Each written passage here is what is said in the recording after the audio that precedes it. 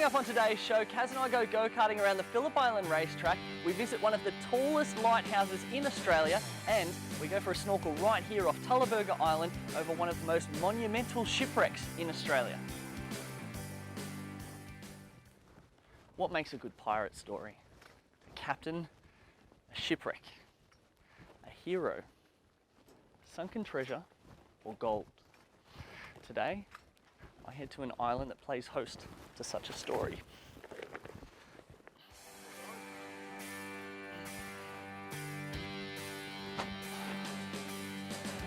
Tullaberga Island is a small uninhabited island around 4 hectares in size off the coast of Victoria and not far from the town of Mallacoota. It's located west of Gabo Island and 7 kilometres east of the entrance to Mallacoota Inlet. The island is surrounded by a rocky platform and has small areas of sand and gravel beach. Down there below us is a shipwreck with a story that paints a pretty amazing picture. The Monumental City steamship was built in 1850 in a Baltimore shipyard in Maryland, USA. At 174 feet long and 737 tonnes, the Monumental was a single-deck ship with a wooden hull. Original documents stated she had first-class accommodation, which was fitted out to the highest of standards and could accommodate up to 250 passengers. Soon after she was built, the owners heard the news about a rush of goldfield miners in Australia and the need for more passenger steamers. The owners decided to relocate across the Pacific, making the Monumental the first ever steamer to make the crossing.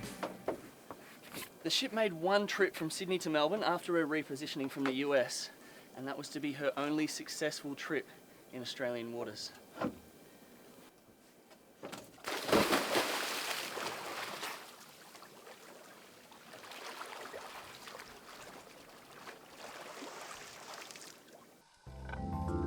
At midnight on May 15, 1853, Captain Adams of the SS Monumental pointed out the nearby Cape Howe to the officer of the watch and went below deck, leaving local mariner Captain White in charge. At 3:45 a.m, the SS Monumental City ran aground off Tullaberga Island. Immediately after, crew attempted to back off the ledge where she was stranded, but this proved unsuccessful. Soon after, without notice or warning, the winds turned and conditions quickly worsened, with strong breezes causing the ship to thump against the sea floor. It was decided that one of the seamen, Charles Plummer, would take a rope ashore via a lifeboat, creating a safety line between the ship and the island. It took several attempts to secure the rope, by which time waves were breaking over the steamer, swamping all of the lifeboats and making it impossible to get ashore safely. The captain urged the passengers and crew to make their way along the rope to shore. Some managed to make it, but several who attempted the crossing were washed off the rope and drowned. The ship soon began to break up from the relentless battering. Throughout the afternoon, those remaining were washed overboard and drowned. The death toll of passengers and crew was said to be 37, including the owner, Peter Strobert. However, there is still much controversy around this figure. Charles Plummer survived and was awarded a silver medal from the people of Sydney for securing the safety line to Tullaberga Island, which saved most who lived through the ordeal. As for the ill-fated Monumental City and her rumoured goldfield treasures, she's become one of the most famous shipwrecks in Victorian waters. It became common knowledge to local abalone divers of Mallacoota that gold sovereigns and gold half-sovereigns were being recovered from the wreck since the industry took off around 20 years ago. The wreck is close to the south of Tullaberga Island, and the remains of the vessel lie in 1 to 5 metres of water next to flat limestone reef, large rock boulders, and surrounded by sandbar gullies. There's a ton of kelp and seaweed that's covering the site, which pretty much makes it quite difficult and obscures a lot of the wreck. The hull, there's not much left of the hull at all, and considering it was wood, that's really not surprising. The weather around here as well probably wouldn't help that. The 4-blade cast iron propeller and 11-metre shaft are approximately 50 metres south of Tullaberga Island. Near the main bearing end of the shaft, there is almost a complete cylinder with its associated steam trunnion, exhaust trunnion, piston rod, tail rod, and air pumps. Throughout this area are also the remains of the vessel's unique oscillating engines. Fragments of white porcelain can also be found throughout the site. The tragedy of the Monumental resulted in what has now become the Gabo Island lighthouse, which we explore later this episode. You just have to have a look at the rocky surrounds of Tullaberga Island here to realise why so many ships came to grief. On a lighter note, and in contrast to such a sad story, is the story of the SS Riverina. Now, the Riverina ran aground right near Tullaberga Island with a total of 142 crew and 19,352 crates of apples. On a positive note, they haven't seen a doctor in the area for quite some time. So we've just done a bit of snorkeling and we're moored off Tullaberga Island here right behind us, and we've got Reinhard from Wilderness Coast Charters. And Reinhard, what's your main occupation? On top of running the charters, I also commercially harvest abalone and sea urchins in Victorian waters. Now, whenever you hear about abalone divers, you always think sharks. Have you ever encountered any sharks on your travels? Yeah, I've encountered a couple of ones that aren't supposedly the most feared one, which is a white pointer. I haven't met a white pointer, but I've seen several bronze whalers and hammerhead sharks. What do you do? I mean, do you get any training? What do you do if you come in contact with a shark under the water like that? I believe you just try to stay very still and calm. Yeah, and I'm sure they'd be pretty quick down there, a lot quicker than we humans could be. Yeah. So, all right, well, we've just gone for a bit of a snorkel over the monumental city, and I understand the abalone divers had a little bit to do with that when they found out that there was a bit of treasure down there. Is that... Yeah, I'm not sure on what actually they had to do with it. I believe they... Just drop the act, all right? We know that you guys have got all the gold, all right? I believe they were harvesting abalone around the wreck, and some of them may have viewed some treasure. I can't vouch for that. It was back when I was born. So he's heard. So I've heard. Now, we were lucky enough to get on Tullaberga Island today, but I understand that that's not the normal practice. No, Tullaberga has a special conservation coverage on it in the way that it's a very rare nesting area for the white-faced storm petrel.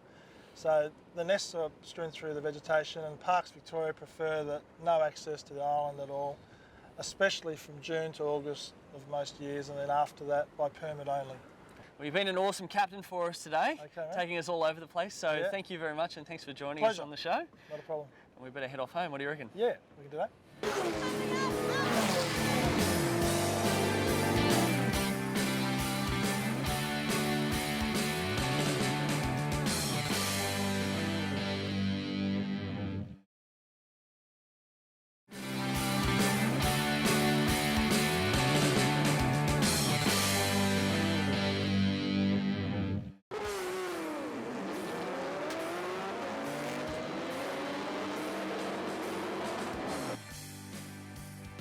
Phillip Island hosts many events here at the circuit. We're going to go chat to some motor enthusiasts.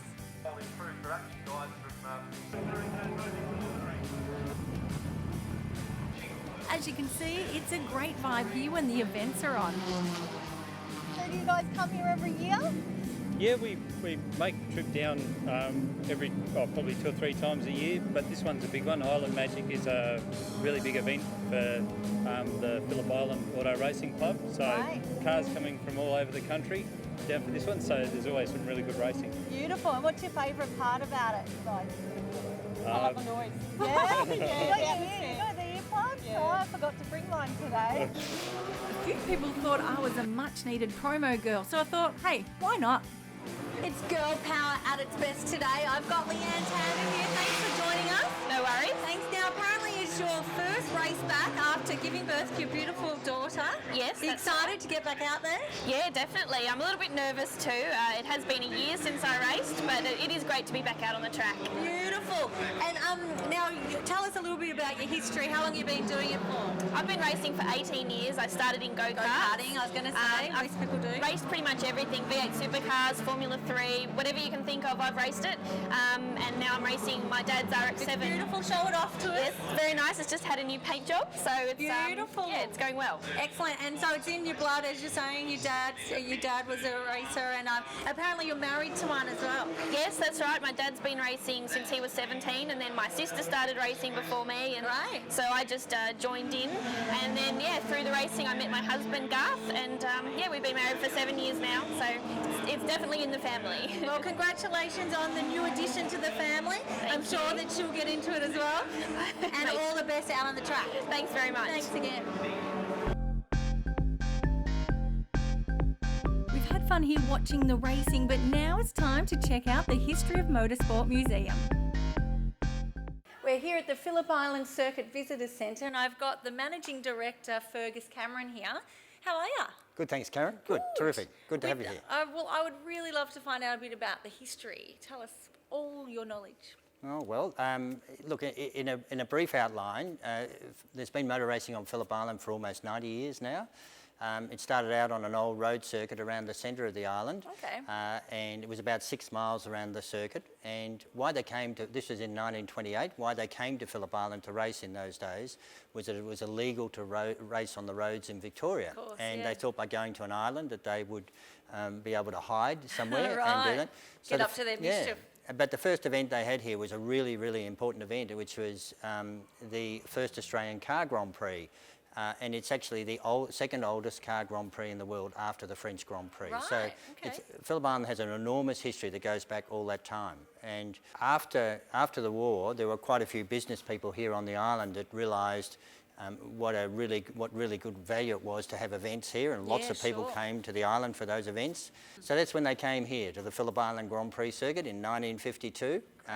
And they established the circuit here, and it's gone on from there. But in 1989, when the circuit was restored, because it went through a period of about 10 years when it wasn't being used, and it was restored in 1989, and the first event that was held here after it was restored was the Australian Motorcycle Grand Prix, which was famously won by Wayne Gardner. And there were about 100,000 people here for that event.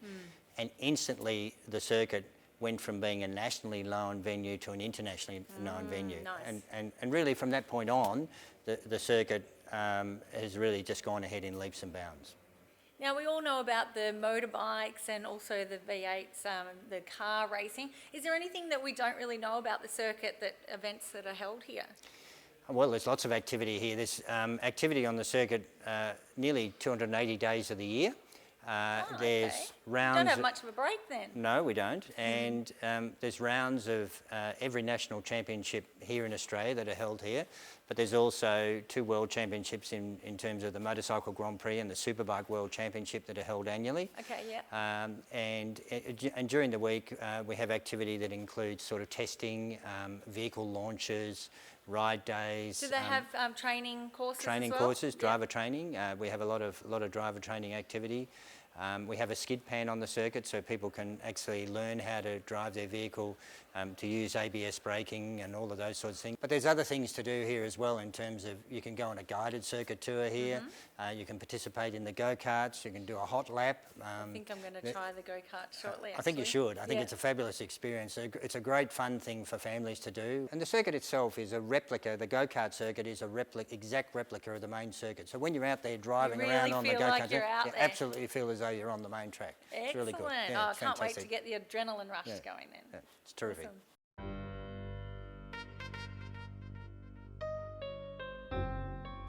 I've decided to slow things down just a little bit and go go-karting instead. And look who I managed to bump into. Kaz, I heard you were coming down. I knew you'd need some competition. And just as a word of warning, I was the Cub Scout Billy Kart champion in '91, so you've got a little bit of a problem on your hands. We'll see. Bring it on.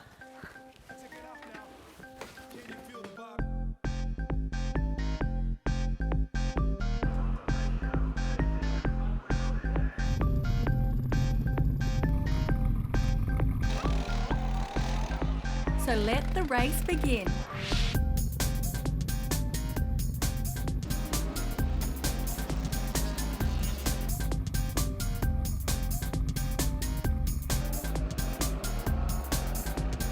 Now this is a very tricky bend that's allowed Aaron to squeeze past.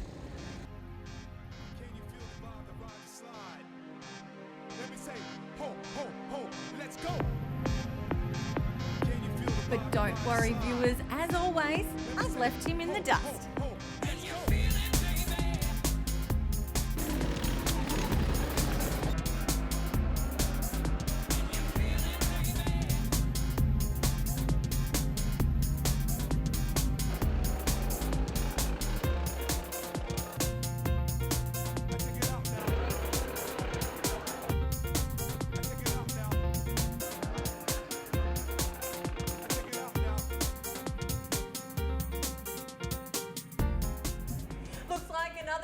for Karen. Let's celebrate. Sorry, Aaron, I can't help being a bit too quick on the track, but if you guys want to try it out, come to Phillip Island. Coming up after the break, We're going to attempt to create history on the steps of Australia's second tallest lighthouse.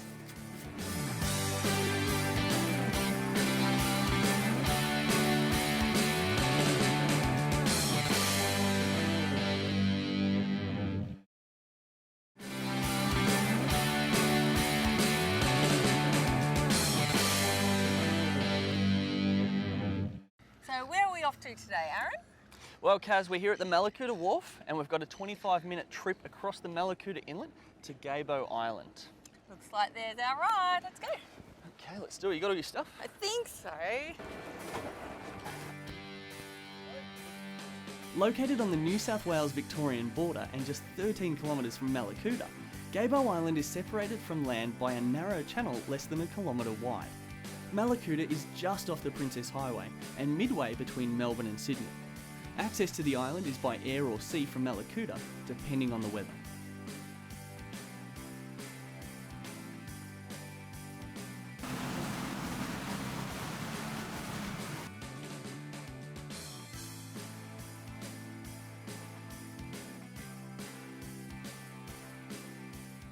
So we've just arrived on Gabo Island. We're having a look at the sign because we're waiting for our lift with Jeff, our friendly ranger. That's right, he's from Parks Victoria, our good mate Jeff, and I've been doing a little bit of research on the sign here and you can see that a large area surrounding Gabo Island here is actually part of the Cape Howe Marine National Park. And just as I've said that, we've spotted Jeff coming over the hill. So let's timing. grab our stuff and we'll get going. Hey, how are ya? Yeah, good, thanks. We're excited to be here. Built of distinctive pink granite quarried on the island and completed in 1862, this tall, elegant lighthouse is on the southeastern tip of the island. It is the second tallest tower in Australia, with Cape Wickham in Tasmania just 1 metre taller. The first of 3 attempts to build the light failed, when after excavating almost 20 metres looking for a solid foundation, funds had been exhausted. Nothing further was done until a shipwreck forced the lighting of the island back into priority. Yeah, so the stone was quarried from all the way along the edge of the island around here, nearly to the airstrip. Yeah, that's built all these structures around here. When you have a look at the actual lighthouse, the rock that's used for the lighthouse is a lot smoother than the wall, isn't it? Yeah, they took a lot of care to get it all straight. They made a template for each stone and then cut the stone to suit the template. Beautiful structure. Yes. How do we get in there? We'll go through this doorway here and around to the door. This is a nice view as well. Yeah. Ready for a stair climb, Aaron? Yep, I'm ready. Let's do this. Lift you out. All right, I'm puffed. It's going to take a moment. See you up there.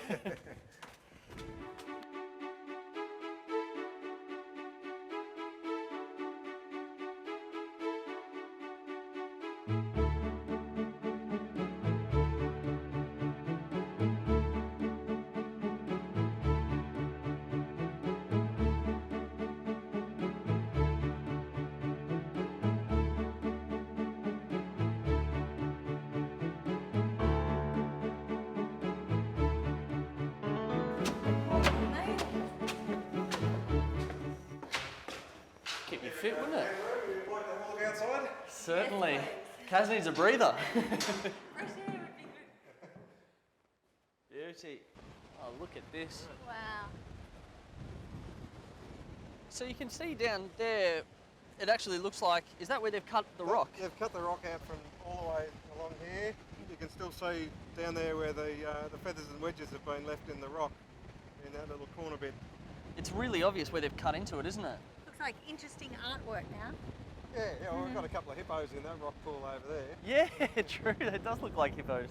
And there's a big group of seals floating off the rocky outcrop out there too.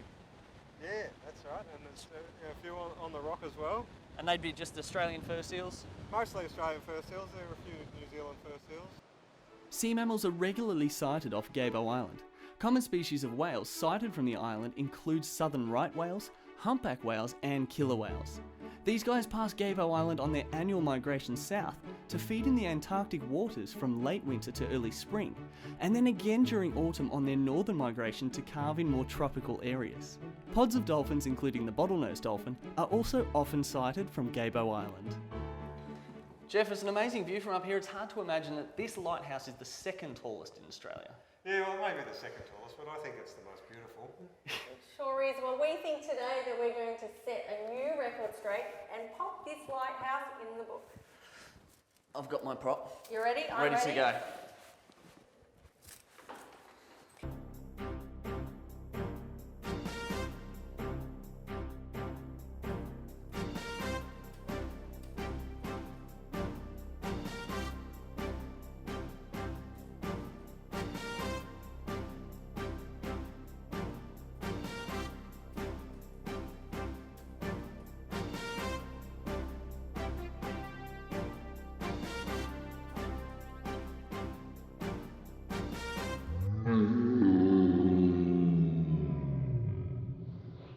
And after an epic fail, it's back to reality. Gabo Island now offers a unique accommodation experience in the Assistant Lightkeeper's residence. It offers 3 bedrooms, a fully equipped kitchen, laundry and bathroom facilities, and all the linens provided.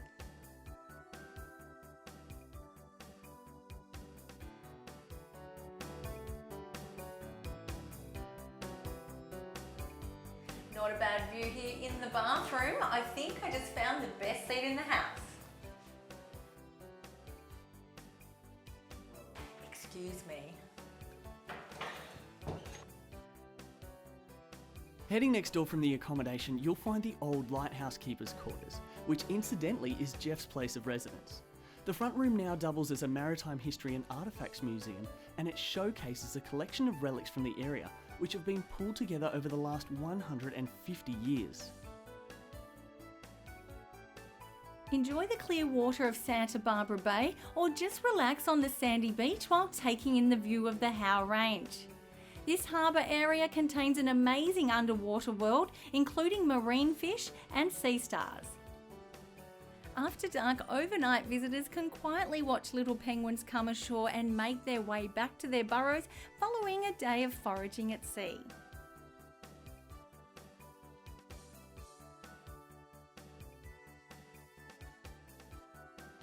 Well, that's all the time that we have for this episode, but Gabo Island, how beautiful is this place? I suggest that you come on down here, maybe even stay the weekend and check it out for yourself. Be sure to have a look at our website if you're after any more information on today's show, which is victoriasisland.tv. And don't forget to have a look at us on Twitter and Facebook.